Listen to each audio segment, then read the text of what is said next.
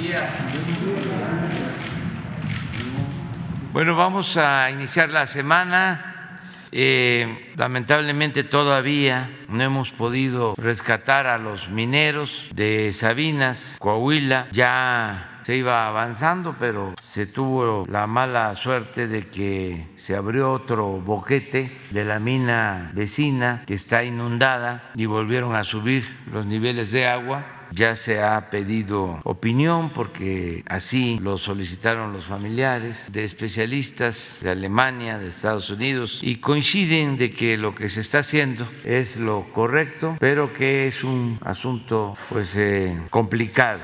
Sin embargo, estamos allá en la mina y nos va a informar Laura de qué se ha hecho, cómo vamos. Adelante, Laura, de favor. Claro que sí, presidente, muchas gracias, muy buen día para todos y para todas.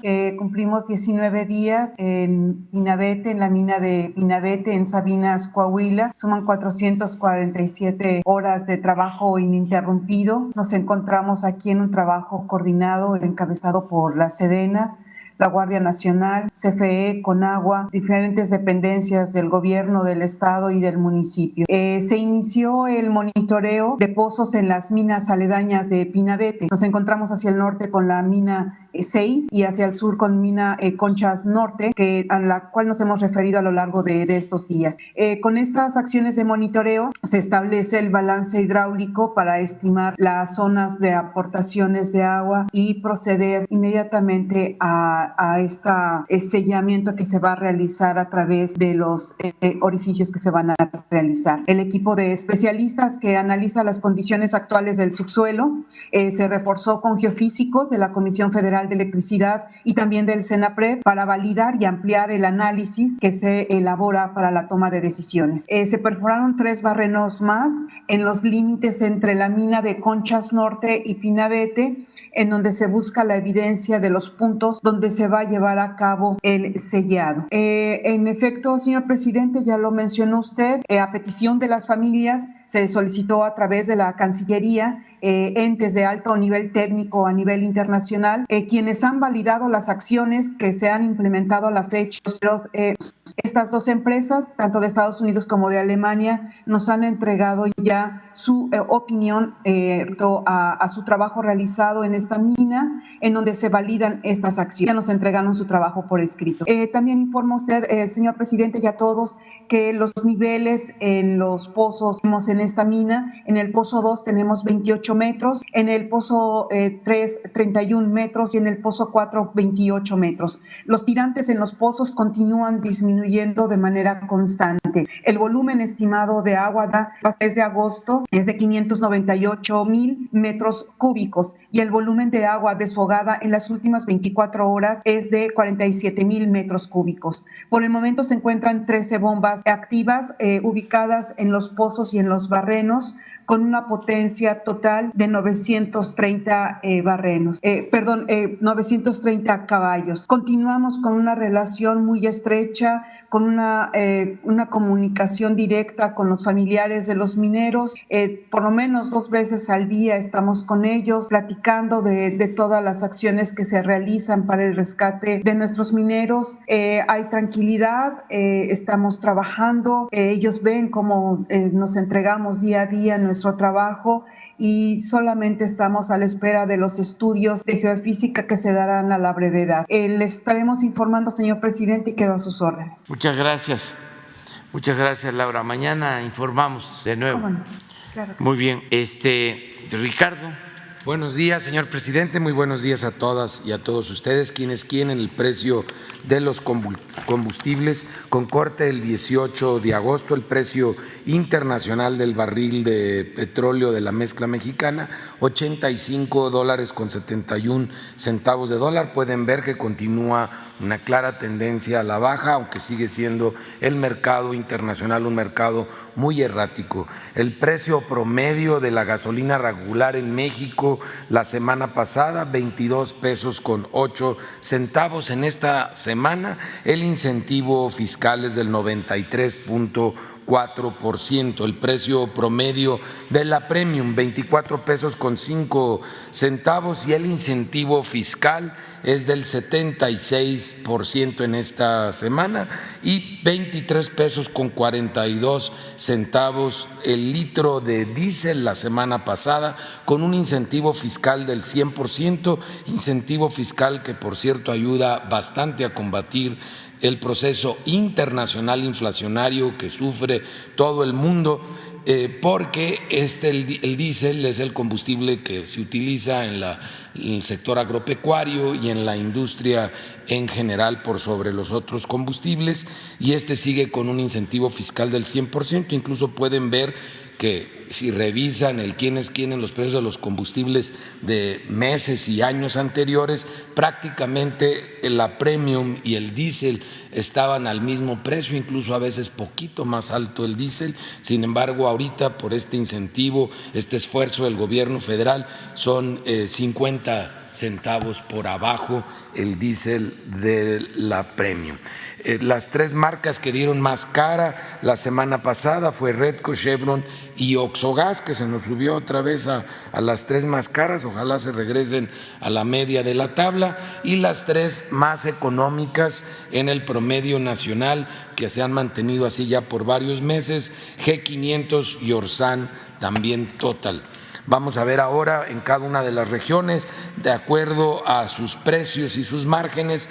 BP en Zapopan, Jalisco, con un precio al público de 23 pesos con 99 centavos el litro, la opción más cara con el margen más alto. En el caso de la gasolina regular, su margen de 3 pesos con 5 centavos comparado con los 15 centavos, 19 centavos de margen de franquicia Pemex. En La Paz, Baja California, con un precio mucho más bajo, en consecuencia al público de 21 pesos con 75 centavos. En la gasolina Premium móvil es el precio más alto, con 25 pesos 88 centavos en Monterrey, Nuevo León, un margen, estos angelitos, de 3 pesos con 55 centavos, comparado con los 18 centavos de margen de franquicia Pemex. En Lázaro Cárdenas, Michoacán, 22 pesos con 88 centavos el precio al público. En el caso del diésel BP, en el Carmen, Campeche, con un precio al público de 24 pesos 99 centavos, es la opción más cara, y un margen de 3 pesos con 6 centavos, por eso el precio tan alto, mientras que Petro 7, con un margen de 15 centavos en Chihuahua, tiene un precio al público de 23 pesos con 59 centavos, bien con Petro 7, porque normalmente están a media tabla o tirándole a los caros.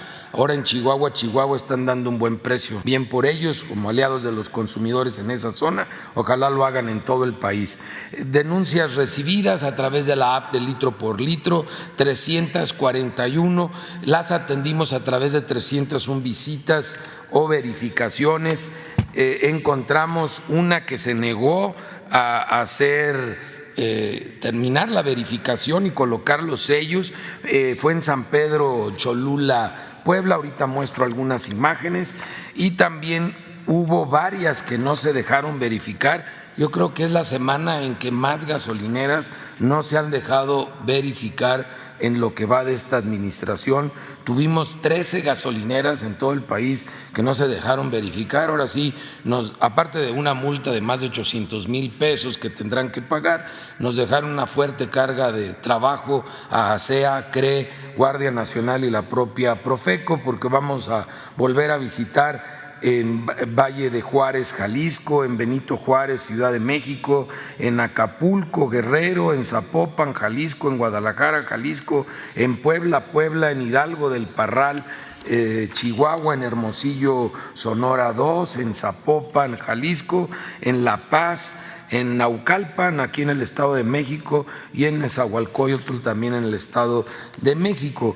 Esta que no nos dejó terminar, nos corrieron de la gasolinera en cuanto encontramos que tenían rastrillos en sus bombas, estos aparatejos para robar al consumidor. Ahí tenemos las testimoniales fotográficas, pero no nos preocupamos, ya los estaremos visitando, pero que sepan en Cholula que esa gasolinera sin duda los está robando, porque los diablillos no sirven, esos diablos, más que para robar. La más barata de la regular, sin tomar en cuenta el margen, la tiene Soriana, que ha estado dando muy buenos precios en los combustibles, 20 pesos con 29 centavos en Tampico, Tamaulipas, 20 pesos con 50 centavos de franquicia Pemex también en Tampico, Tamaulipas, las más caras, 24 pesos con 10 centavos en Teloloapan, Guerrero, de franquicia Pemex, y también de franquicia Pemex, 24 pesos con 9 centavos en Matehuala, San Luis Potosí. Así podemos ver los precios máximos y mínimos ya al público sin tomar en cuenta el margen. Lo mismo para la Premium, donde la más barata es de 21 pesos con 89 centavos de Pemex en Altamira, Tamaulipas, y 21.89 en Coatzacoalcos, Veracruz, de Soriana.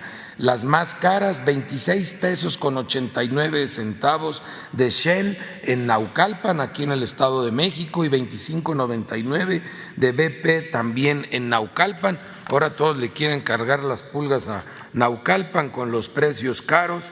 El diésel, la más barata, 22 pesos con 35 centavos en Coatzacoalcos, Veracruz, esto es de BP, y 22 pesos con 49 centavos de Móvil en Altamira, Tamaulipas, 26 pesos con 15 centavos la más cara de Quick Gas en Culiacán, Sinaloa, y 25 pesos con 20 centavos de franquicia Pemex en Juan Escudero, Guerrero.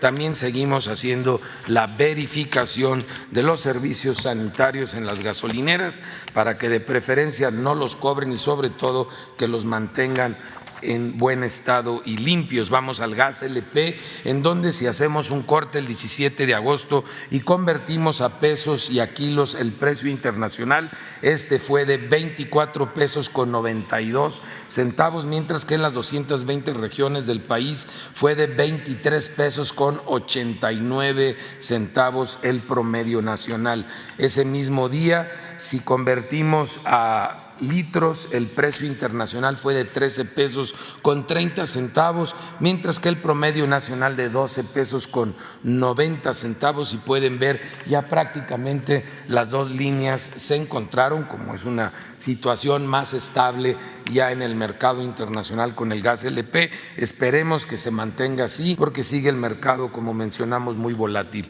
Vamos a ver ahora que hay todavía quien da por abajo del precio máximo. Tenemos ejemplos para tanques estacionarios en San Luis Potosí, en Jalisco, en Zacatecas, en el Estado de México, en Puebla, en Coahuila, en Tamaulipas. Un ejemplo, la gasificadora del Golfo en San Luis Potosí tiene el precio al público a 12 pesos 93 centavos el litro, cuando el precio máximo es de 14 pesos con 15 centavos, más de un peso por abajo de diferencia a favor de los consumidores. Y también hay aliados de los consumidores en el tema de cilindros de gas, donde tenemos ejemplos en Jalisco, en Veracruz, en Chihuahua, en el Estado de México. Uno de ellos, distribuidora de gas del Cañón, en Bolaños, Jalisco, tiene un precio al público de 24 pesos con 53 centavos, cuando el precio máximo es de 26 pesos con 72 centavos, un poquito más de 2 pesos por abajo del precio máximo. Realizamos 814 verificaciones, 807 resultaron sin infracción. Tuvimos que inmovilizar 2 vehículos, un instrumento de medición y un 2.2% de tanques en mal estado en todo el país, cumpliéndose el precio máximo, nadie dando por arriba del precio máximo, y algunos, como ya mencioné, sí por abajo del precio máximo. Vamos a ver ahora quién es quién en el precio de los 24 productos de la canasta que más se consume en nuestro país. Tenemos el Índice Nacional de Precios al Consumidor, que es la raya negra. Ya se empieza a notar un cierto nivel de estabilización en los precios en general de bebidas y alimentos.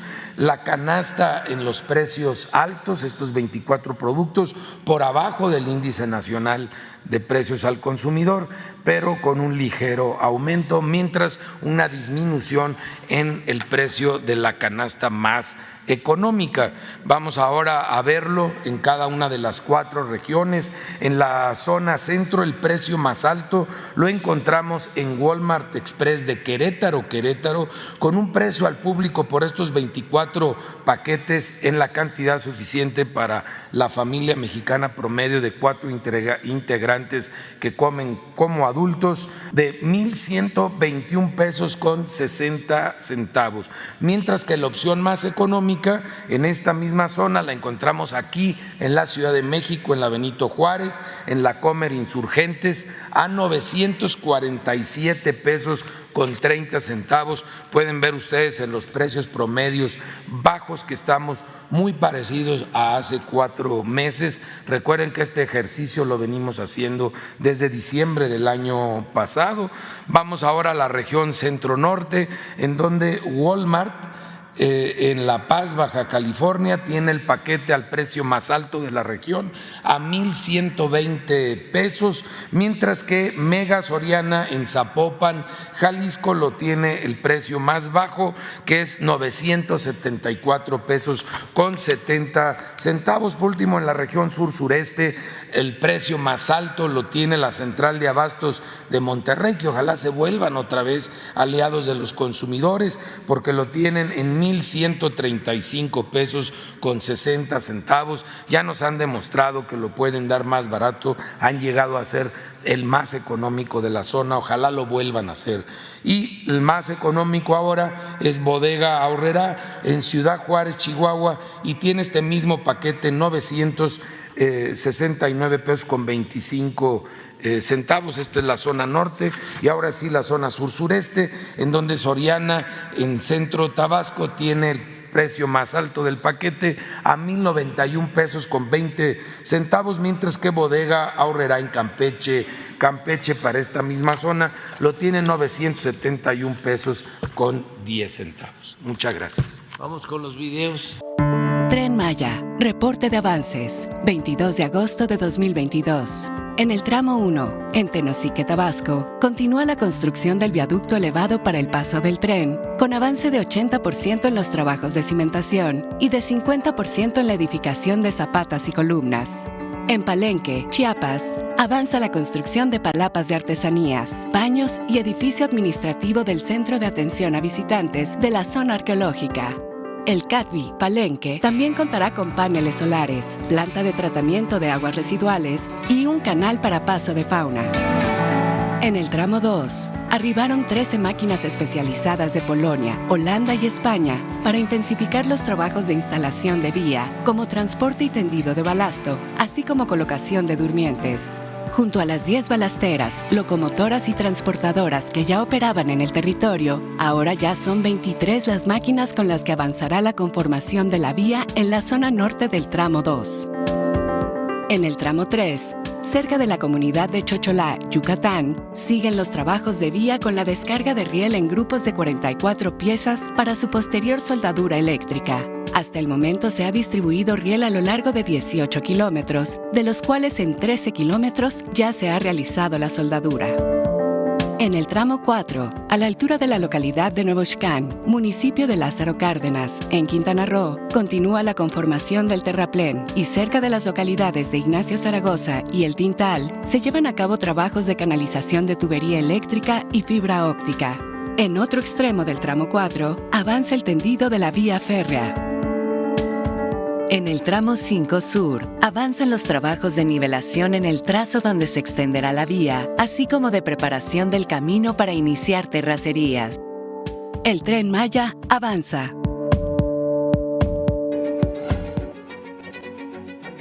La Comisión Nacional del Agua informa el avance en la construcción de la presa Santa María, Río Baluarte, Sinaloa. La presa tiene un avance físico del 59.1%. Se continúa con el revestimiento de concreto con el equipo denominado Jumbo y en la construcción de la losa de piso del túnel 3. En la cortina se continúa con la colocación de materiales, donde a la fecha se ha colocado 1.700.000 metros cúbicos de un total de 7.750.000. Se trabaja en la fabricación de bordillos, la colocación de concreto en el plinto y de la pantalla plástica en la ataguía aguas abajo. En el vertedor 1 se trabaja en el muro de gravedad que proporcionará estabilidad a un tramo de la margen izquierda. Se concluyeron los trabajos del vertedor 2.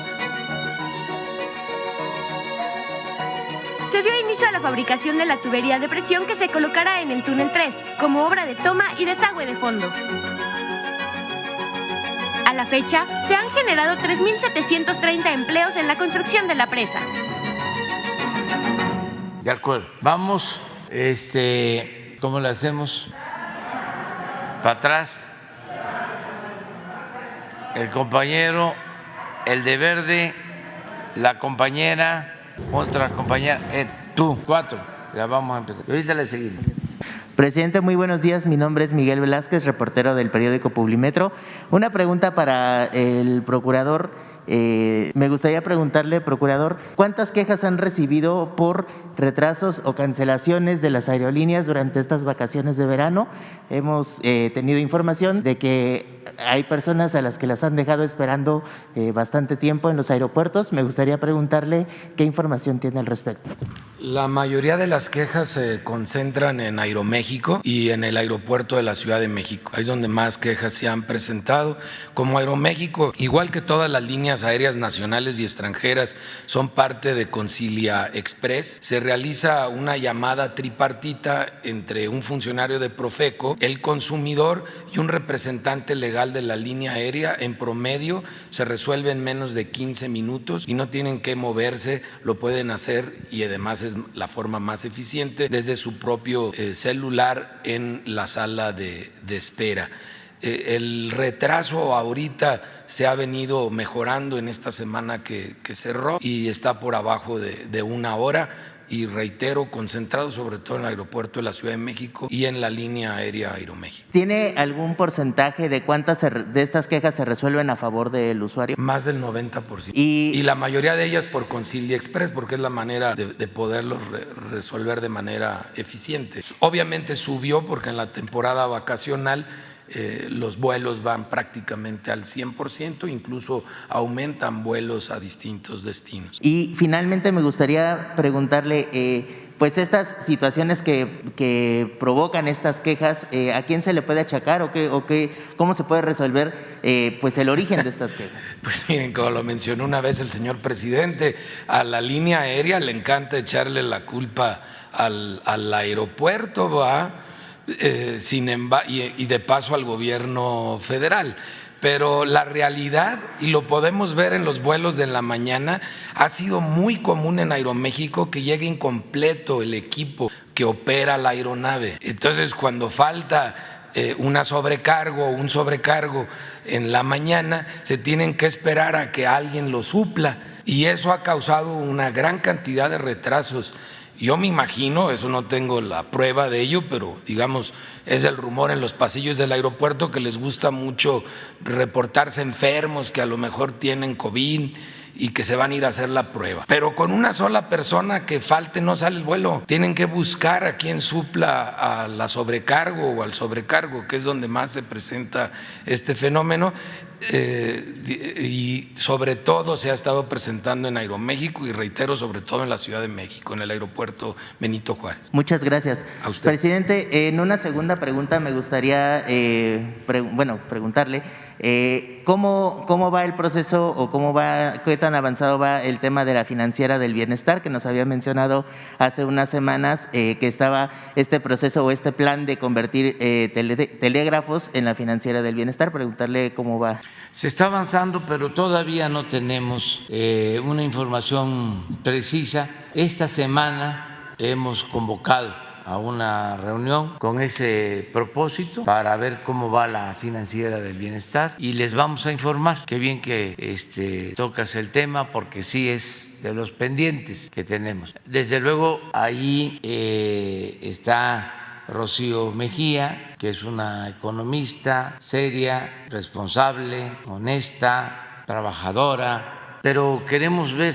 el plan en su conjunto, porque se trata de que siga telégrafos con sus funciones de siempre. Hay todavía mucha gente que utiliza el sistema tradicional de telegramas, de giros, y al mismo tiempo, porque son muchos los trabajadores, también hay oficinas en todo el país, se dispersan fondos por Telecom para beneficiarios y se quiere fortalecer, ya se hace, pero se quiere dedicar esta financiera a recibir remesas con el propósito de apoyar a nuestros paisanos que no paguen comisiones elevadísimas y que tengan un sistema seguro para enviar el apoyo a sus familiares en México. También esta financiera es la encargada ya de atender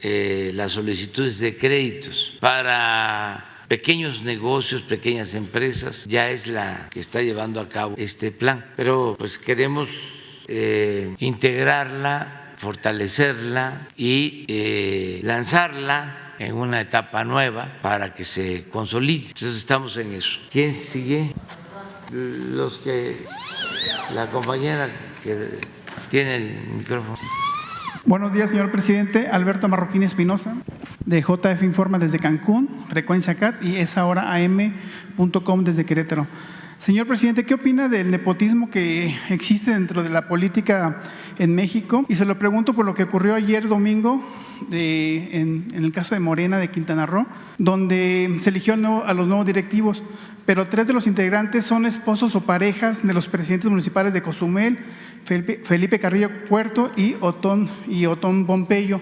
No sé qué opina al respecto sobre el tema del nepotismo en general, presidente. Bueno, ya saben cuál es mi opinión, aquí lo he expresado. Pienso que pues son lacras de la política del viejo régimen que se tienen que ir borrando: el amiguismo, el influyentismo, el nepotismo, todas esas lacras de la política. Pero son procesos, llevan tiempo porque se arraigaron mucho. Estuvimos a punto de que las esposas de gobernadores, de presidentes, actuaran como candidatas y llegaran a ocupar cargos. Y se puede decir, bueno, tienen derecho porque la Constitución establece que todos tenemos derecho a votar y a ser votados. ¿Por qué ellos no? Pues no, porque es inmoral.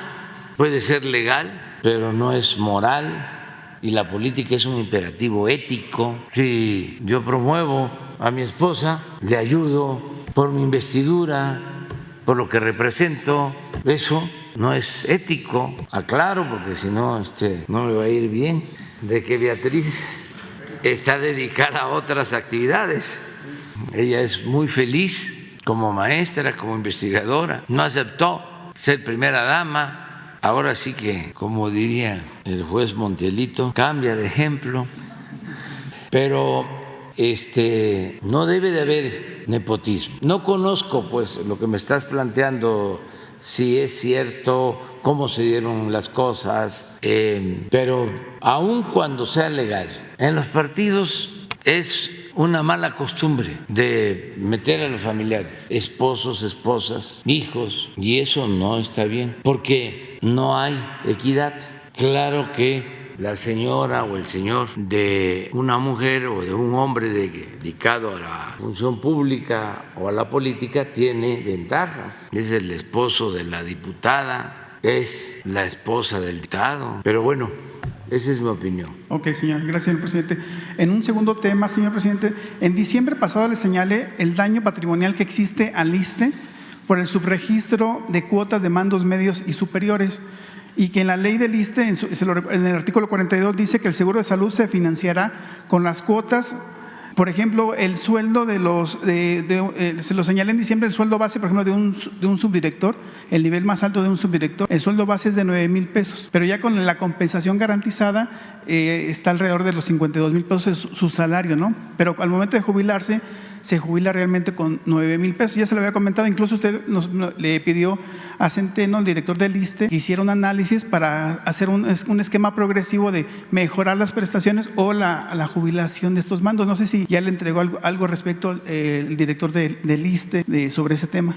Estamos trabajando en toda una reforma del ISSSTE completa, porque queremos dejar un buen sistema de atención a los trabajadores al servicio del Estado, tanto activos como jubilados. Y el ISSSTE estaba en una situación, y sigue estando, deplorable.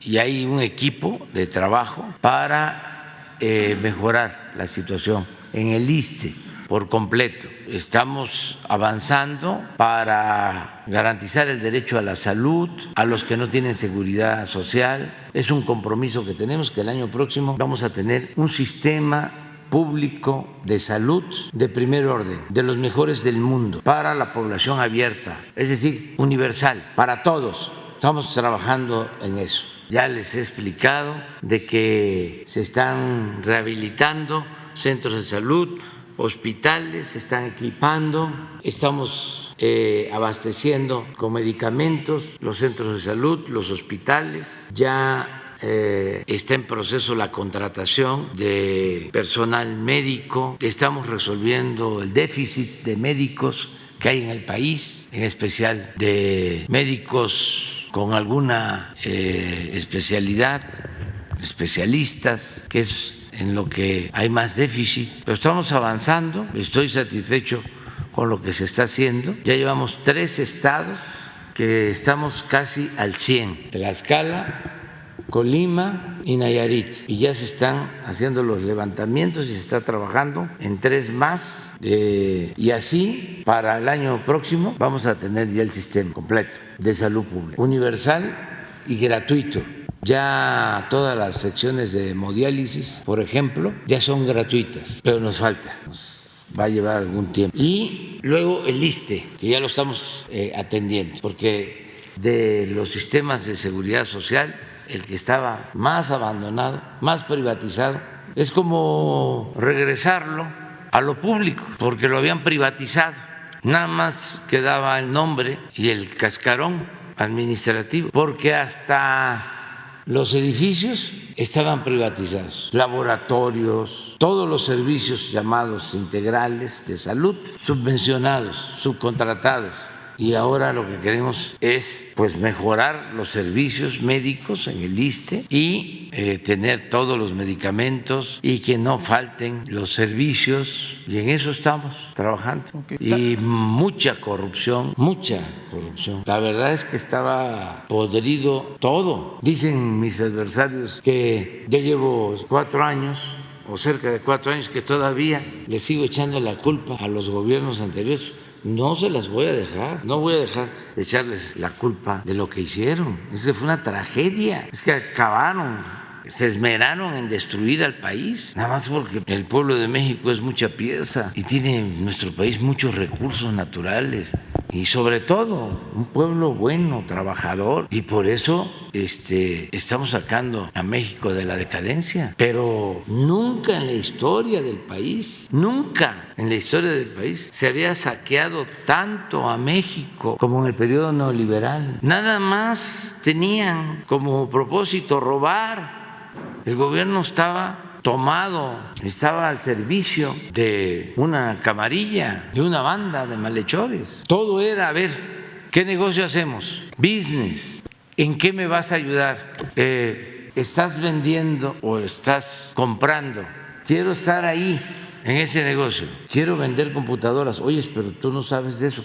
No importa. Constituyo la empresa y busco por ahí un técnico, pero te tengo a ti, que eres mi amigo, jugamos canica juntos, y ahora que estás, ayúdame, y así todo, y se veía normal. Entonces, eso es lo que nos está ayudando mucho, porque sí, es una inmoralidad, una descomposición enajenante, pero al mismo tiempo, imagínense cuánto nos hemos ahorrado al cortar de tajo. Con todo eso, la fórmula ha funcionado muy bien. Si no hay corrupción, si no hay lujos en el gobierno, se ahorra muchísimo y el presupuesto rinde. Y no hay que aumentar impuestos, y no hay que declarar gasolinazos, y no hay que endeudar al país, y se entrega todo lo que se ahorra a los más necesitados. Ahora que voy a informar, ya voy a decir de que se redujo la brecha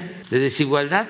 Desde que estamos a pesar de la pandemia. Ya los de abajo no son los perdedores, como era siempre. Los de abajo no quiere decir que ya salieron de pobres, pero ya no se siguen empobreciendo. Y eso es por no permitir la corrupción y por lograr una mejor distribución del ingreso, del presupuesto, de la riqueza. ¿Cómo se logra esto? ¿Cómo se distribuye mejor el ingreso? Pues aumentando los salarios, destinando el presupuesto a los pobres, evitando la corrupción. La corrupción es la causa principal, no hay que olvidarlo. Esto para los jóvenes. La corrupción es la causa principal de la desigualdad económica y social en nuestro país. La deshonestidad de los gobernantes es lo que ha dado al traste con todo. Entonces, por eso sí vamos a seguir apoyando a toda la gente y nos va a alcanzar en el caso de la salud para que el que se enferme, sin importar su condición económica, tenga posibilidad de curarse, de que le hagan todos sus estudios, que le entreguen todos sus medicamentos de manera gratuita y que sea un servicio de calidad. Y tenemos el presupuesto y es muy claro cómo hay 9,000 plazas de especialistas y solo se han ocupado 500. Y cuando decimos que tenemos 9,000 plazas, es que tenemos el presupuesto para las 9,000 plazas.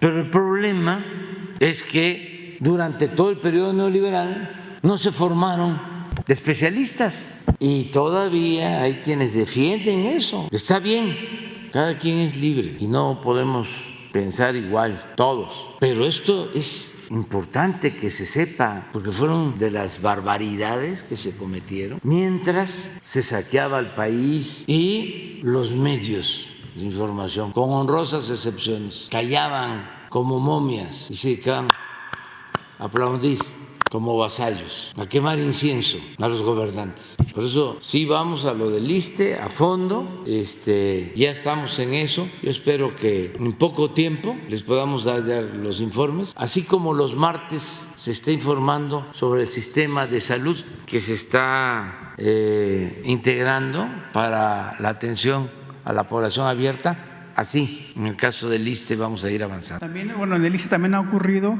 que no hay las mismas condiciones de libertad sindical con los sindicatos minoritarios, como le he señalado en otras ocasiones de otros sindicatos, y ocurre lo mismo aquí en el ISSSTE. Incluso ya tengo la evidencia de una denuncia en el OIC contra Pedro Centeno por violar los derechos sindicales de 3,000 agremiados a este sindicato minoritario. Ojalá puedan tomar atención en esto, porque ya le he señalado varios sindicatos minoritarios, PMX, incluso hasta Nacional Monte de Piedad. Normalmente es como que es una práctica común contra los sindicatos minoritarios. Sí, hay que ir viendo que se cumpla la ley laboral y que haya democracia al interior de los sindicatos y que se respete el derecho que tienen los trabajadores a organizarse y a defenderse. Es un proceso y depende mucho de los trabajadores y se va avanzando. En el caso de estos cambios en salud, lo cierto es que están ayudando todos los sindicatos de la salud, el Sindicato del Seguro Social, los del ISSSTE, los sindicatos de salud, todos están ayudando. Entre otras cosas porque se está beneficiando a los trabajadores. Ya se empezó a basificar a los trabajadores del sector salud que llevaban 10, 15, 20 años trabajando como eventuales o por contrato, y se les está basificando. Estos 3 estados a los que hice mención, donde ya de manera integral han mejorado los servicios, Tlaxcala, Colima y Nayarit, ya prácticamente todos están siendo basificados, todos los trabajadores del sector salud. ¿Va a recorrer hospitales del ISSSTE también? Ya ve que antes de la pandemia empezó a recorrer hospitales del IMSS, pero sí, no ha recorrido hospitales del ISSSTE. Lo voy a hacer y estamos en ese proceso. Hay un equipo para eso. Es más, no solo están trabajando los responsables del sector salud y del ISSSTE. Le pedí a la secretaria de Seguridad Pública, a Rosa Isela Rodríguez, que en el caso del ISSSTE también participara en el equipo. ¿Qué está sucediendo? Se están venciendo contratos de los famosos servicios integrales y ya no queremos renovarlos. Ya queremos que ya pertenezcan al ISSSTE y que se acabe con la privatización. Es una recuperación, es como nacionalizar, volver otra vez lo que era público y se volvió privado a lo público. Pero hay presiones fuertísimas por los intereses, porque detrás de los prestadores de estos servicios están políticos, incluso gente que trabajó en altos niveles en el ISSSTE y que incluso tienen fuerza al interior del ISSSTE. Yo recuerdo cuando empezamos con los procesos de renovación de estos servicios, me echaban la culpa a mí de todo. Iba a un paciente, no lo atendían, es que no tenemos equipos, no tenemos medicina. Ya ve que el presidente canceló los presupuestos, no en todos los casos. Ahora que hablaban del aeropuerto, lo mismo, como había ahí intereses que controlaban todo. Entra la Secretaría de Marina a poner orden y empiezan las colas. No, pues ya no hay personal. Se los llevaron a todos allá al aeropuerto Felipe Ángeles. Y por eso. Y no hay personal, para hablar en plata, en las aerolíneas. No es un asunto de aduanas, no es un asunto que tenga que ver con la administración del aeropuerto. Todo eso se fue corrigiendo porque estamos atentos. Saben que se informó el viernes sobre seguridad y en el informe del secretario de Marina se dio a conocer que en el mes no se ha perdido en el aeropuerto de la Ciudad de México una sola maleta.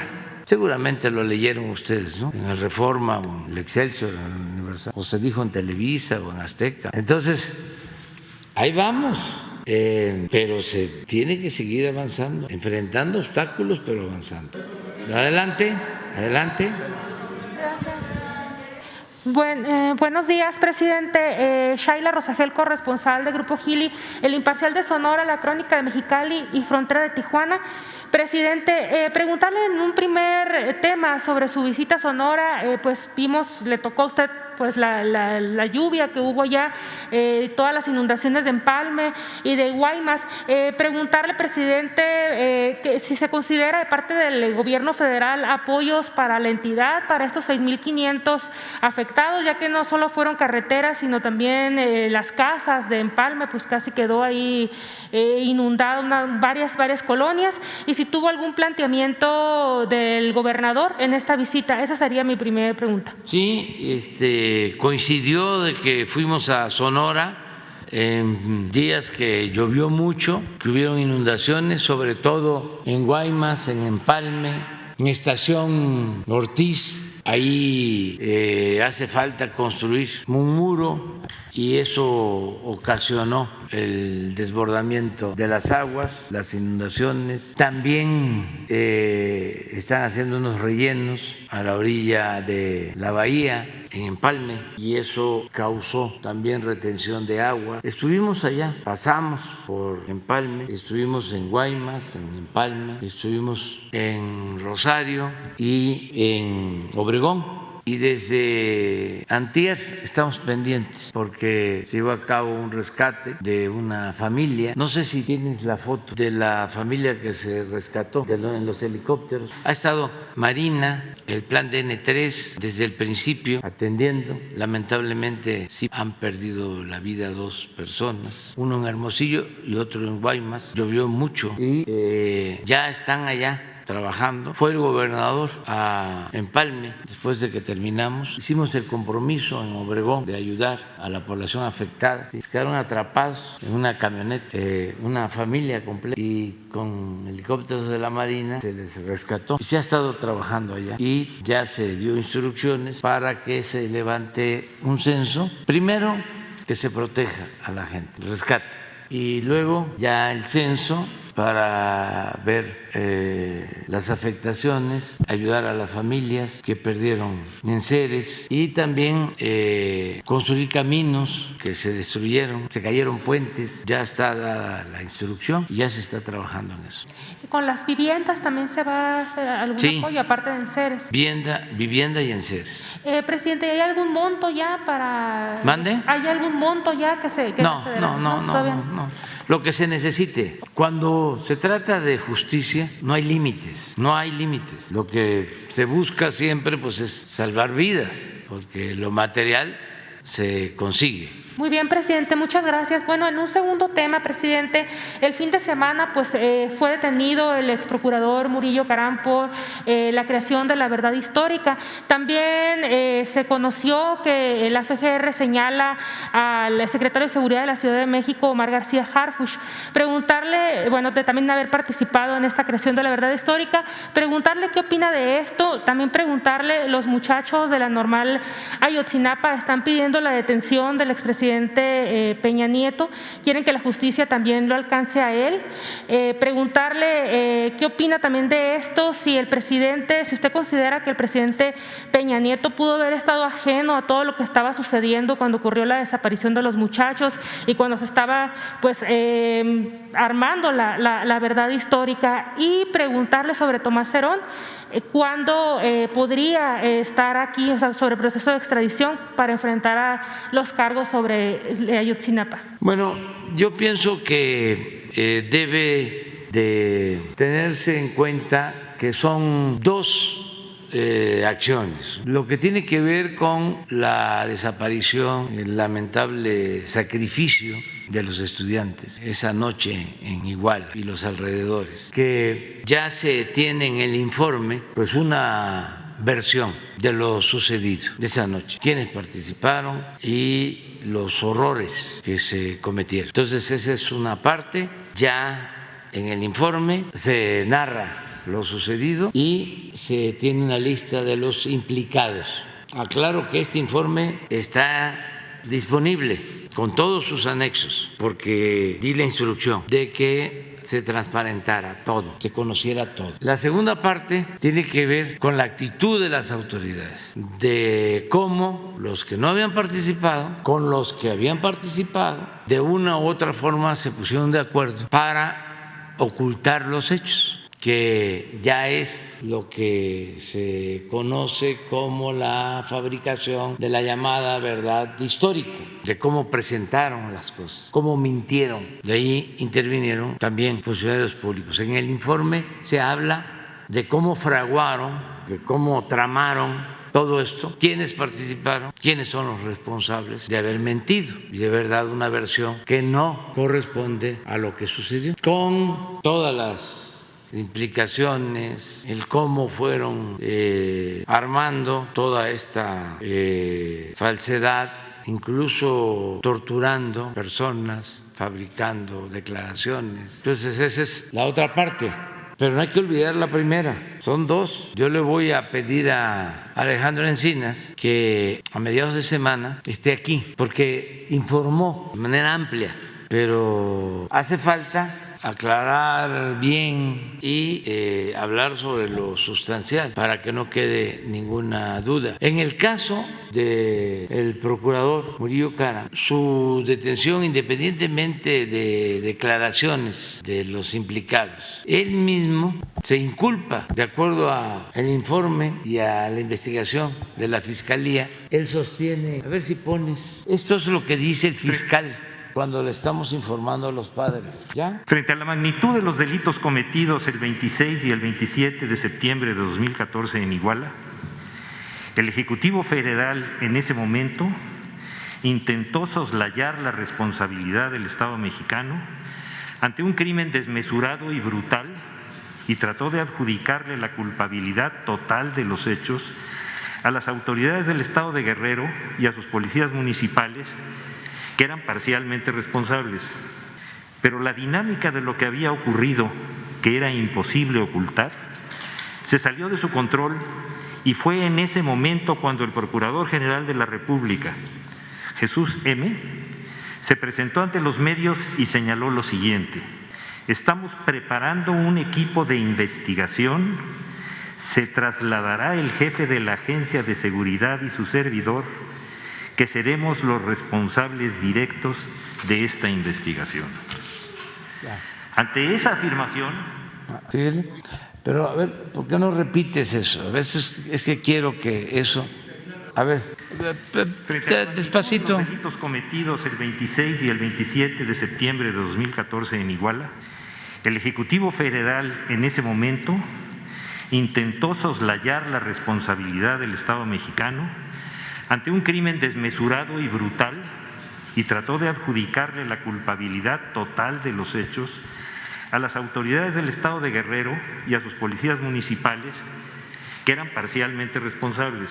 Pero la dinámica de lo que había ocurrido, que era imposible ocultar, se salió de su control y fue en ese momento cuando el Procurador General de la República, Jesús M., se presentó ante los medios y señaló lo siguiente: estamos preparando un equipo de investigación, se trasladará el jefe de la Agencia de Seguridad y su servidor, que seremos los responsables directos de esta investigación.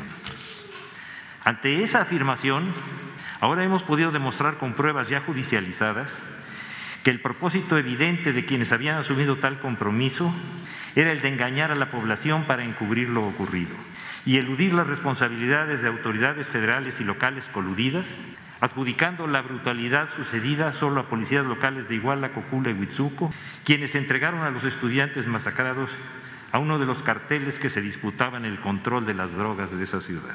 Para lograr lo anterior, los que se hicieron responsables de esa investigación cometieron un número incalculable de abusos, torturas y presiones para obtener las confesiones de dichos policías, adjudicándoles todas las responsabilidades que sus superiores estaban buscando eludir, para después inventar la supuesta verdad histórica que señalaba que todos los estudiantes habían sido incinerados en el basurero de Cocula, para así concluir el caso y cerrarlo definitivamente.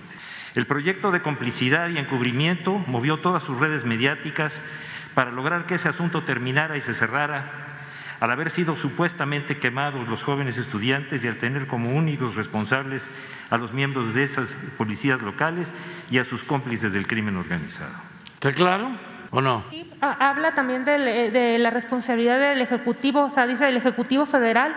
En este sentido, presidente, esta petición que hacen los alumnos de la Normal, ¿podría proceder? Sí. ¿Qué opina usted de que fuera detenido también el expresidente Peña Nieto? Sí, yo quería que este fragmento se conociera, porque existe la prueba, es pública, hubo una conferencia de prensa, lo que está haciendo el fiscal es citando lo que dijo el procurador en ese entonces. Nosotros somos responsables, y creo que se refiere al otro señor, a Tomás Herón, que era… Eso es. Son los dos que asumen la responsabilidad. De acuerdo al fiscal, toda la información sobre esto correspondió investigarla a una comisión que se creó y se tienen todas las pruebas. Entonces, cuando se me informó de cómo se habían realizado estos hechos, el informe que está en el internet, hay que leerlo, habla de los responsables y hay una relatoría de todo lo que va sucediendo día con día, quienes intervienen, y en ese informe la comisión menciona los nombres de los responsables y ese informe con todos los anexos se presentan a la Fiscalía y ya es la Fiscalía la que está procediendo, solicitando órdenes de aprehensión al Poder Judicial, a los jueces, que son los que van a impartir justicia. Es un proceso que ya inició. Si la Fiscalía o los jueces determinan de que hay otros implicados, ellos lo van a decidir en absoluta libertad. Lo mismo si en las declaraciones de los implicados, presuntos responsables, aparecen nuevas versiones, más información, todo eso se va a tomar en cuenta por los jueces. Recuerden que los implicados tienen abogados, defensores, vivimos en un auténtico Estado de Derecho y las autoridades tienen que sostener con pruebas sus acusaciones. Es un proceso. Ahora, estamos ante una situación inédita porque se pensaba que quienes cometían delitos en nombre del Estado gozaban de impunidad y eso ya se terminó. Eso era antes. Ahora el Estado ha dejado de ser el principal violador de derechos humanos y ese es un cambio importante, aunque no les guste a los conservadores y a los que apoyaban estas atrocidades, a los que apoyaban este régimen autoritario y corrupto, que todavía lo están apoyando, porque todo esto se fue creando como un monstruo con el apoyo de los medios de información y de intelectuales alcahuetes, todo con honrosas excepciones, pero se llegó al extremo de hacer montajes, de torturar en la televisión. Entonces, claro que hay una gran corresponsabilidad de muchos, pero los que participaron de manera directa pues son los que están siendo juzgados. La investigación no se cierra, pero no nos podíamos quedar así. Imagínense, yo recuerdo que en la campaña de Estados Unidos, la candidata al Partido Demócrata, la señora Clinton, no sé si sabía lo que había pasado, pero llegó a declarar, llegó a decir, si yo fuese mexicano, no descansaría hasta conocer la verdad sobre el asunto de los jóvenes desaparecidos. Con toda razón, pero el que un extranjero sostenga eso, nos avergüence de esa manera, nos afecta como pueblo, como nación, como gobierno. Por eso la instrucción fue: vamos a que se conozcan los hechos y que no haya impunidad. Gracias, presidente. Nada más por último, sobre la extradición de Tomás Herón, ¿cómo va? ¿Cuándo podría estar aquí? Se está haciendo pues la investigación. No puedo dar detalles, pero sí le voy a pedir a Alejandro Encinas de que venga y les informe. Y les quiero pedir también, yo sé que ustedes ya lo hicieron, pero me gustaría decirle a pues, todo el que tenga posibilidad de hacerlo, que tenga acceso al Internet, que busque los expedientes, que no es en vano leer todo lo acontecido, porque este es uno de los hechos más vergonzosos, lamentables, dolorosos en la historia reciente del país y hay que ventilarlo, evidenciarlo para que no haya repetición, nunca más estos hechos en el país, nunca más, independientemente del castigo, y que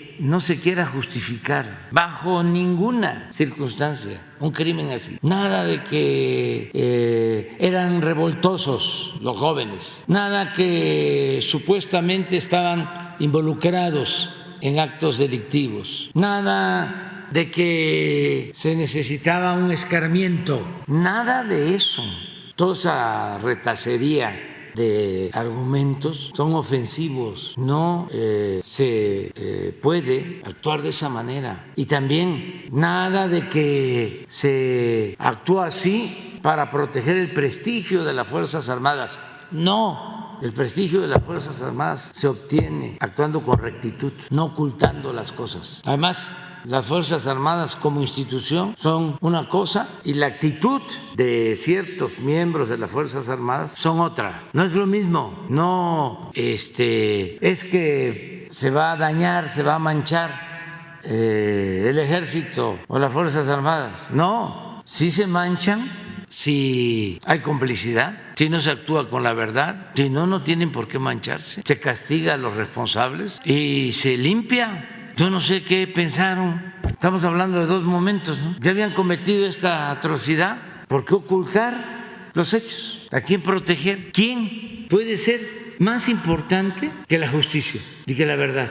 Pero es una concepción que se tiene acerca del poder muy retrógrada, muy conservadora. Ayer estaba yo viendo un Twitter de una legisladora del PAN o de otro partido del bloque conservador sobre los derechos humanos. ¿Lo quieren ver? A ver, ponlo. Bueno, antes los policías decían, los viejos policías decían, los derechos humanos para los humanos derechos. Fíjense, los policías más represores decían eso. Los derechos humanos para los humanos derechos. Luego se atribuye a este señor Larraqui, la frase aquella de que los derechos humanos son para los humanos, no para las ratas, que se lo recomendó a un candidato, a Arturo Montiel, pero el gran publicista, ¿no? Que se molesta porque le digo que es facho. Lo que es, los derechos humanos para, ¿qué dijo? No, pero Alarraqui, los derechos humanos para los humanos, no para las ratas. Es que este es el pensamiento, estamos en el cogollo del pensamiento conservador. Y miren esto, esta se pasó ya la señora. Deje su obsesión por militarizar a México. Es increíble cómo no se da cuenta que su errónea estrategia está ensangrentando al país. Lo hace porque los delincuentes le están dando poder político y dinero. Un policía en Veracruz gana aproximadamente 8,000 pesos. Nunca en toda su vida el 99% de los mexicanos va a poderse comprar los tenis que usa la familia del presidente. Nunca va a poderse comprar la casa en Houston que tiene la familia del presidente. El 99% de los mexicanos. ¿Saben por qué? Porque este gobierno además genera pobreza. En su obsesión de poder y de dinero, claramente se demuestra cómo han destruido el presupuesto de los estados y de los municipios para que no tengan policías, para que no tengan equipo, para que no tengan patrullas, para que no tengan capacitación. Todo este dinero que han dejado de darle a los gobernadores y a los alcaldes se los ha agandallado López Obrador para hacer, entre otras cosas, un montón de contratos a modo. Morena hace arreglos con los delincuentes para llegar al poder. Qué terrible que Morena haya claudicado, que las gobernadoras, los gobernadores, los servidores públicos de Morena hayan claudicado en todo aquello que dijeron iban a defender, pero ahora lo único que defienden son sus contratos, es su lana, son los poderes brutales que tienen. Vamos a ganar la Ciudad de México y también vamos a ganar el país. Intentando destruir a la oposición, lo que ha hecho el gobierno federal es darle la espalda al pueblo de México. Pero no falta lo del Twitter, esa es otra. Pero nada más le contesto a la señora, todo respeto, Zafo, es un Twitter, pero ¿es del mismo partido o es otro? Del mismo, sí, pero es interesante, porque es la misma. Aquí está. Los derechos humanos son precisamente para los humanos. Los delincuentes son bestias que no merecen ninguna consideración. Amén. Ese es el pensamiento conservador. Afortunadamente, pues México es otro. La gente ha estado tomando conciencia y vamos adelante en la transformación. Tu proceso me interesa mucho. A ver, ¿en qué anda?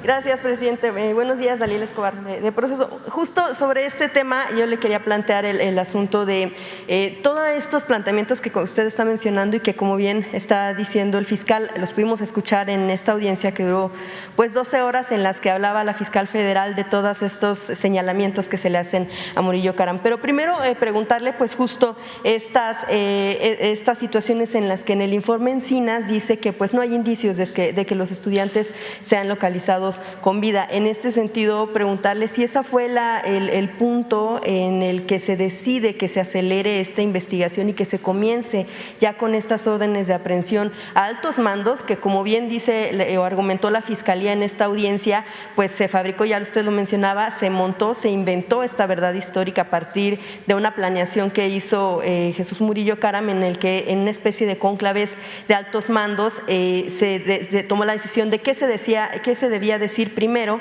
y enseguida qué se debía hacer. Es decir, primero se habla de que lo que supuestamente dieron de testimonio los detenidos, supuestos integrantes de Guerreros Unidos, y enseguida de que se da la conferencia, al mismo tiempo se está deteniendo. Es decir, no hay forma de que estos personajes hayan declarado primero lo que declaró Murillo, porque primero se fabricó la verdad histórica y después mediante tortura, se les hizo declarar de esta manera. Pero preguntarle en primer lugar justo sobre este punto de si el asunto de que ya no haya posibilidad de localizarlos con vida es que el gobierno que usted encabeza decide que se ejecute desde la Fiscalía y que se haga cumplimiento de estas órdenes de aprehensión, y si ya se tiene conocimiento de que sean también mandos militares los que estén en este mismo camino. Bueno, en el informe se habla de que se tienen confesiones de quienes participaron en la desaparición y también la ejecución de los jóvenes. Hay declaraciones muy fuertes, muy fuertes, sobre cómo se deshicieron de los jóvenes. Eso está ahí. Y luego también hay declaraciones de cómo planearon irlos moviendo del lugar. Se tomó la decisión de dar a conocer este informe porque ya se considera que hay elementos suficientes sin cerrar la investigación. Eso fue lo que llevó a dar a conocer el informe. Que esa es tu pregunta, ¿no? Sí, y sobre las órdenes de aprehensión, porque desde que inició el gobierno se tenía la idea, porque ya había un informe del GIEI, de los grupos expertos interdisciplinarios, en los que tumbaban precisamente esta verdad histórica, supuesta verdad histórica, y que su gobierno inició estas investigaciones a partir de esa idea de que no era real. Entonces, saber si considera usted que si no se tardaron mucho en presentar estas órdenes de aprehensión. No, porque se hizo toda una investigación minuciosa. La verdad es que el equipo que ayudó a Alejandro Encinas actuó con mucho profesionalismo y fueron muchos expertos nacionales y extranjeros, y se hizo una investigación a fondo. Y ellos, sin injerencia de ningún funcionario público ni del presidente, elaboraron el informe. Y ellos, sin injerencia de nadie ni del presidente, hicieron la lista de los que consideraban responsables, tanto de la desaparición de los jóvenes como del ocultamiento de los hechos. Entonces, cuando yo leo el documento completo y veo los nombres, las listas, lo que digo es adelante, porque ustedes hicieron la investigación y les tengo confianza. En esa lista, presidente, sí se encontraba el secretario de Seguridad Ciudadana de la capital, Omar García Harfuch, porque lo que pudimos escuchar en la audiencia y que relata la Fiscalía General de la República, la fiscal federal, es que parte de quienes se acogieron al criterio de oportunidad, uno de ellos menciona que en estos cónclaves de altos mandos estaba tanto el gobernador de Guerrero, Ángel Aguirre, se mencionan muchos, como Omar García Harfuch. Se mencionan muchos, ¿sí?, en toda la investigación, incluso está en los documentos. Por eso invito a que los conozcan, pero no solo el informe, sino los anexos, porque ahí vienen las declaraciones y se habla de muchos personajes. Pero en el informe la comisión da a conocer quiénes considera son responsables. Y es que yo porque se dice, por ejemplo, Peña, sí, pero el informe no solicita que se abra investigación o que se solicite orden de aprehensión contra Peña, pero sí contra otros, sí a Murillo Karam, sí a otros personajes y también militares. Tampoco. Por eso hay que leer el informe. Entonces, si en la investigación, o si los que están declarando dicen, pues yo actué porque me dieron la orden, pues hay otro implicado. Claro. Pero la comisión lo que investigó fue acerca de quienes de manera directa participaron, tanto en la desaparición de los jóvenes como en el montaje que se hizo sobre la llamada verdad histórica. Y sí, en el informe aparecen militares como otros funcionarios como responsables Claro. Yo se lo pregunto porque en la audiencia ante el juez, parte de la relatoría de los hechos destacan precisamente esta situación. Por un lado, y que también es público porque fue parte de la conferencia que dio Murillo Karam en aquel entonces, donde dice que por instrucción presidencial él retoma el control absoluto de la investigación y el segundo al mando es Tomás Herón de Lucio, a quien señalan como el ejecutor, vaya, de la tortura, y a Murillo Karam por no haberlo denunciado, o sea, por saberlo y no haberlo denunciado, además de haber alterado la escena del crimen. Pero por un lado, bueno, ahí ya se está hablando de una instrucción presidencial, porque además parte de los argumentos que se dan en esta audiencia, incluso por parte del juez, es que pues precisamente la importancia del tema, las redes de amistades son los que generarían un riesgo de fuga, pero también la relevancia en torno a que Murillo Karam actuó, vaya, para limpiar la imagen tanto de su cargo como del propio presidente Peña Nieto y para evitar las movilizaciones de los estudiantes. Pero parte de lo que se señala, y por eso le insistí en el tema, de lo que destaca la Fiscalía ante el juez, pues es precisamente que esta persona que se sujetó al criterio de oportunidad mencionó este conclave donde destacan el nombre del actual funcionario de la Secretaría de Seguridad capitalina. Y se lo pregunto para saber entonces, bueno, pues si lo que se está informando ante el juez es distinto a lo que se tiene en importancia en este informe que se presenta por la subsecretaría, porque entonces sí estarían destacando el nombre de este funcionario como de otros más, incluido No, es Peña. que también en el informe de la comisión aparecen los nombres, son los mismos, sí. Entonces hay que esperar pues a que el Poder Judicial, al juez, sea el que decida sobre la responsabilidad y hasta dónde llega. Nada más que no pueden haber juicios sumarios, primero, no pueden haber linchamientos políticos y conjeturas, porque los conservadores son muy dados, ¿no?, a decir, pues, como la señora que acabamos de ver ahora, de decir que nosotros apoyamos con contratos o que estamos protegiendo a empresas o que somos corruptos, en pocas palabras. Pues no, se equivoca la señora, no somos iguales. Entonces, sí, pues, van a defender a Murillo Karam y van a defender al régimen, pues quienes forman parte de ese régimen corrupto, porque la verdad, siempre lo digo, no es un asunto de personas, es una especie de asociación delictuosa. Imagínense si un periodista estuvo defendiendo la llamada verdad histórica, lo mínimo que tendría que hacer es demostrar capacidad para rectificar y ofrecer disculpas.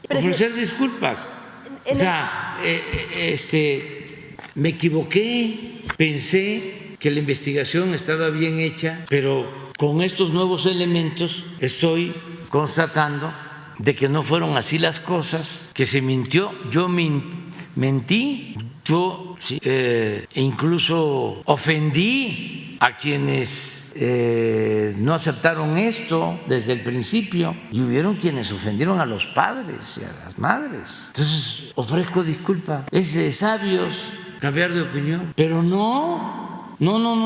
A ver, vamos a buscarle ahora cómo nos justificamos y cómo nos seguimos hundiendo en el pantano.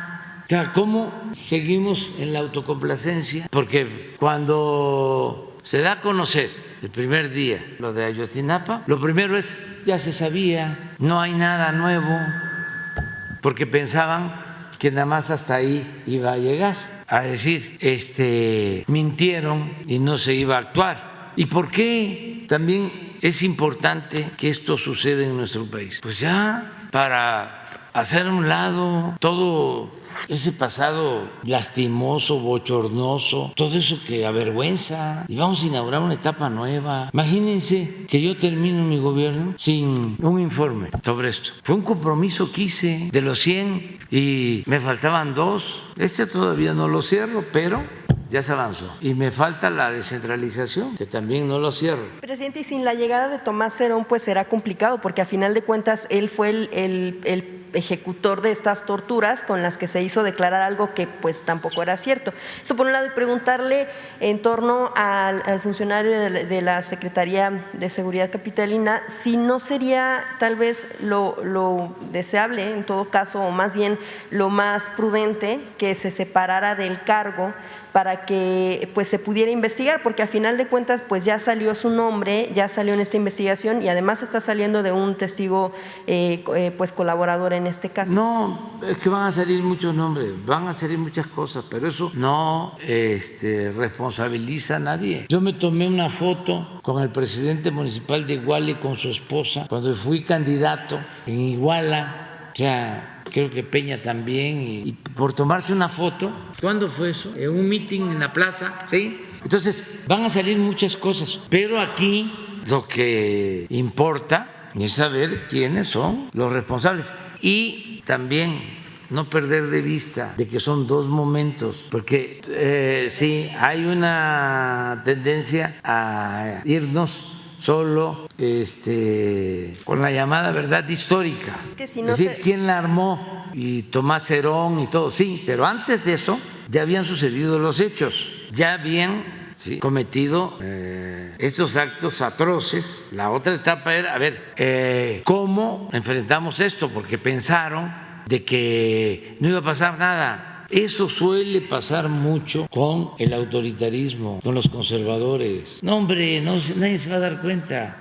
Muchachos revoltosos, ¿sí? Que fastidian mucho tomando carreteras y no va a pasar nada. Se pudieron sentir protegidos por el pensando que no iba a suceder nada. Y además, el autoritarismo. Entonces, claro que iba a pasar. Imagínense la desaparición de 43 jóvenes, ¿cómo no iba a pasar? Pero todo esto también nos tiene que llevar a conocer el grado de enajenación que se padece en ciertos sectores y el concepto de autoridad, de poder. Hay en Guerrero un hecho lamentable en Iguala que manchó muy poco, pero lo manchó al presidente Madero por circunstancias también. Estaba muy acosado por el conservadurismo y la prensa encima. Bueno, al grado de que tuvo que recurrir a Huerta y a los peores militares del Porfiriato, los que se habían formado reprimiendo a los pueblos indígenas, los peores. En su desesperación, un hombre bueno, Madero. Y había esto sucedió en 2 o 3 lugares, había un dirigente social, periodista en Iguala, vinculado al zapatismo. Y el gobernador de entonces era un Figueroa, en Guerrero, porque tenían mucha fuerza los Figueroa desde entonces. Y de repente aparece asesinado el periodista en el panteón de Iguala y con la saña de que le quitaron los ojos. Entonces vienen los familiares, vienen los amigos a ver al presidente Madero y él, por defender al gobernador, dice de que tenía información de que el periodista era un opositor zapatista, revoltoso. De todas maneras le pide explicación al gobernador y le manda una carta al gobernador, a Madero, aceptando que él había ordenado el asesinato del periodista, pero con una justificación, con ese pensamiento de derecha, conservador, autoritario, como el pensamiento de Hitler, como el pensamiento de Mussolini, como el pensamiento de Franco, como el pensamiento de Pinochet, que todavía existe, diciéndole de que no se podía gobernar Guerrero y poner orden si no era de esa manera y que se tenía que actuar con mano dura. Pasa el tiempo, vienen los asesinatos de Agua Blanca, lo mismo, van campesinos a protestar y los están esperando la policía y los asesinan. Y la justificación del gobernador fue igual que la de el que estaba en la época maderista, que venía también del Porfiriato. Igual, hay una expresión de lo más brutal. Cuando le piden cuentas al gobernador, dice, ¿y qué esperaban? ¿Que yo los recibiera con un ramo de flores? Eso que se repite en Iguala y en otras partes, eso debe de desterrarse. Cero autoritarismo. Y esa es la auténtica libertad. No libertad nada más para unos y represión para otros. Y que es un poco también el historial de Murillo Karam, que igual en proceso traemos un perfil de todo lo... Yo no sé, pero lo que quiero decirles es que eso nunca más se debe de permitir. Presidente, preguntarle, bueno, esto lo que le mencionaba es de acuerdo a informes de la extinta Dirección Federal de Seguridad, pero bueno, preguntarle, usted menciona que en el informe del caso Ayotzinapa no se habla de una orden de aprehensión en contra de Peña Nieto. Sin embargo, usted ha mencionado en diferentes ocasiones que no hay ninguna decisión de ningún subalterno que no sepa el presidente de la República. ¿No estaría siendo el mismo caso de que él supiera la verdad histórica, además por orden presidencial, de que tomara el control total Murillo Karam y que no lo denunciara, no lo hace cómplice y pues sujeto a una orden de aprehensión? Pues eso el juez lo va a decidir. Eso sí está muy difícil que pase cuando se está uno pendiente, ¿sí? Pero también no podemos adelantar ningún juicio. Esto tiene que resolverlo el juez y adelante. Yo, lo primero, lo más doloroso es la situación de la familia, de los muchachos. Eso es lo más duro. Pero al mismo tiempo es ejemplar. Doloroso, pero ejemplar. Porque no se rindieron. No se han rendido. Y son excepcionales y tienen todo nuestro respeto. Miren, la gente humilde en el país, los más pobres, tenían muy pocas posibilidades de estudiar. Y muchos acudían a las normales, rurales, gente pobre, muy pobre, de los pueblos de la montaña de Guerrero, de Oaxaca, de Chiapas, los más pobres de los pobres, de Hidalgo. Y los gobiernos neoliberales cerraron normales y usaron como pretexto el que se formaba gente con ideas opositoras, subversivas, pero era la única forma de que pudieran estudiar, las normales rurales y Chapingo. Por eso hay que tomar mucha conciencia de atender a la gente que más lo necesita, no darle la espalda a los pobres, no ser hipócritas profesando, ejerciendo una religión y dándole la espalda a los que sufren. Tenemos que buscar todos que haya una sociedad mejor y nada de clasismo, nada de racismo, nada de discriminación. Entonces, este caso es doloroso, muy doloroso para los padres, pero también muy aleccionador por lo que ellos hicieron y lo que resistieron. Y vamos a seguir adelante. Y sigue la búsqueda. En el informe viene todo lo que se ha hecho. Días, semanas, meses enteros buscando, por todos lados. Y se va a seguir con lo mismo y al mismo tiempo con las investigaciones para que no quede ninguna duda de lo que sucedió. Gracias, presidente. Bueno, todavía Murillo Karam al final de la audiencia reprochó que se había derrotado la presunción de inocencia, hecho que el juez incluso le pidió que tuviera más respeto en torno a esas declaraciones. Y en un segundo tema judicial, presidente, el viernes también, pues vimos la salida de Rosario Robles del penal de Santa Marta, cambio de medida cautelar, va a seguir el proceso en domicilio. Preguntarle el hecho de que únicamente ella, en toda esta investigación conocida como la estafa maestra, pues la única que haya sido detenida en un alto nivel, la única secretaria de Estado haya sido Rosario Robles, ¿no indica que debería también tener celeridad o si usted considera que la Fiscalía General debería de avanzar en estos asuntos para que se investigue o se avance en estas investigaciones en torno a otros secretarios de Estado y que, a final de cuentas también esto apunta al expresidente Enrique Peña Nieto? Si no considera que se ha tardado este proceso y que ha sido únicamente de señalar a una sola persona cuando pudiera haber más implicados. Pues está en manos de jueces y sí coincido de que tardan mucho, porque no hay sentencias. Deben de acelerar más los procesos para que haya sentencias. En el caso de Rosario Robles, ella pidió seguir su proceso en su domicilio por una cuestión de salud y el juez concedió el que continúe el proceso en su casa. No significa que queda libre, nada más que tiene que haber sentencia. Ya pasaron 3 años. Pasaron 3 años.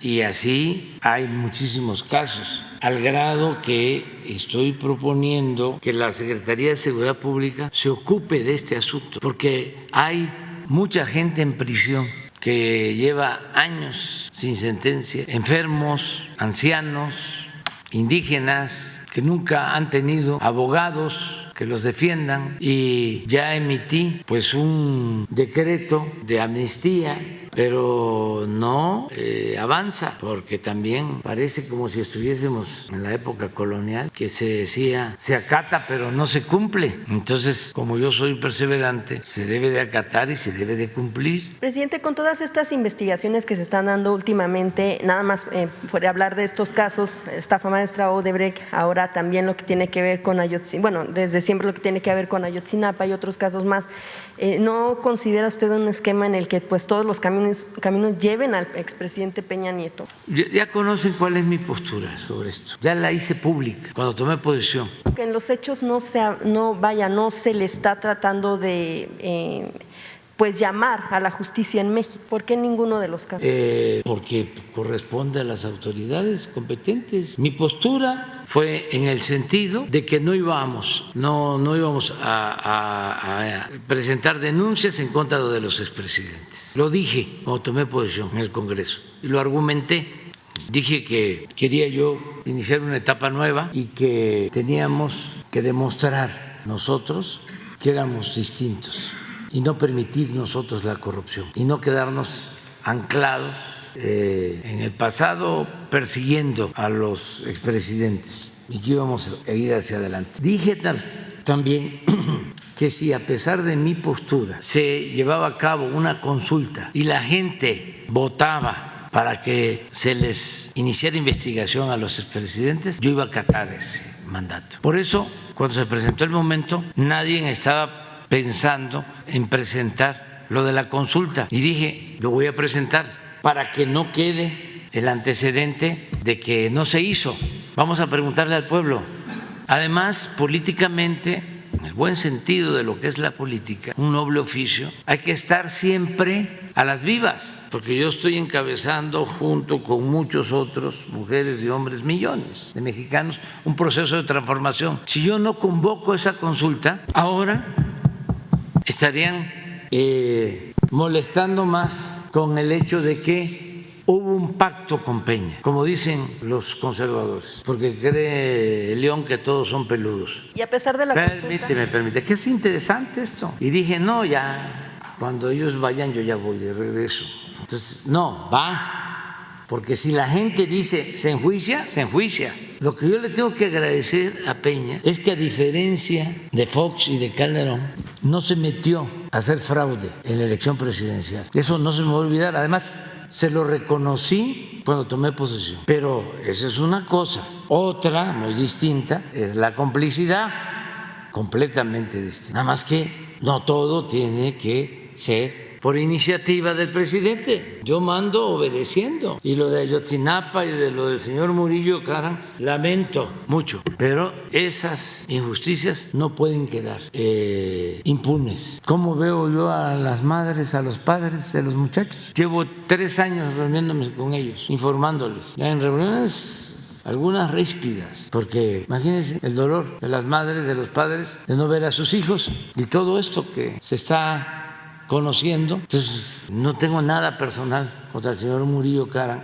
nada, ni contra nadie, pero este es un asunto de otra naturaleza. Eso tiene que ver con mi responsabilidad y con mis convicciones, con mis principios. Entonces, si salen denuncias contra el presidente Fox, contra el presidente Zedillo, contra el presidente Calderón, contra el presidente Peña, y la fiscalía y los jueces deciden de que son responsables, son culpables, adelante, adelante, pero yo no voy a estar promoviendo eso. Yo lo que quiero es que quede muy claro de que el corrupto es mal visto, que no es como antes, de que el corrupto ni perdía su respetabilidad, al contrario, se le ponía de ejemplo. Qué bueno es para los negocios, qué vivo, cómo supo colarse, cómo ha progresado. Apúrate, muchacho, chamaco, para que cuando seas grande seas como don fulano, un reverendo ladrón. La justicia es castigar al que comete un delito, pero también la justicia es prevenir el que no se cometan delitos. Si nos volvemos todos cómplices, como querían,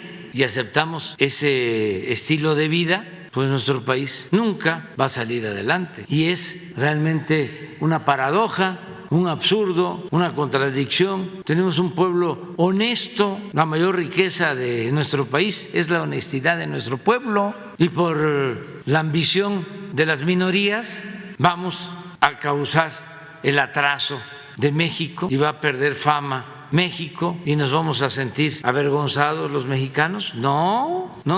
Este es un pueblo honesto.